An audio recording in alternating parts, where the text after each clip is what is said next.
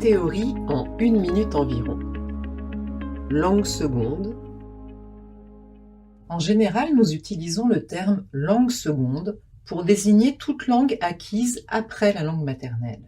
Cependant, il ne s'agit pas seulement d'identifier l'ordre dans lequel les langues sont acquises ou apprises, mais de marquer des différences importantes dans le statut que chacune d'elles assume en fonction du contexte dans lequel cet apprentissage a lieu.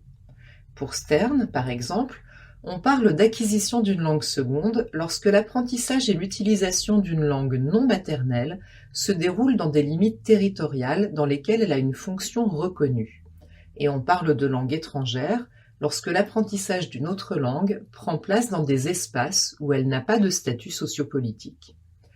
C'est une manière d'expliquer la différence entre ces deux notions, mais il existe d'autres façons d'interpréter cette relation avec l'autre langue. On peut penser par exemple que si un enfant est né dans un milieu où deux langues sont parlées, même si l'une d'entre elles n'est pas la langue de la communauté en général, il a une deuxième langue en raison de sa relation avec l'un de ses deux parents qui l'utilise. Il y a encore des questions qui se posent d'un point de vue biologique. La place que ces langues occupent dans le cerveau de l'individu influencerait-elle cette distinction entre langue seconde et langue étrangère ?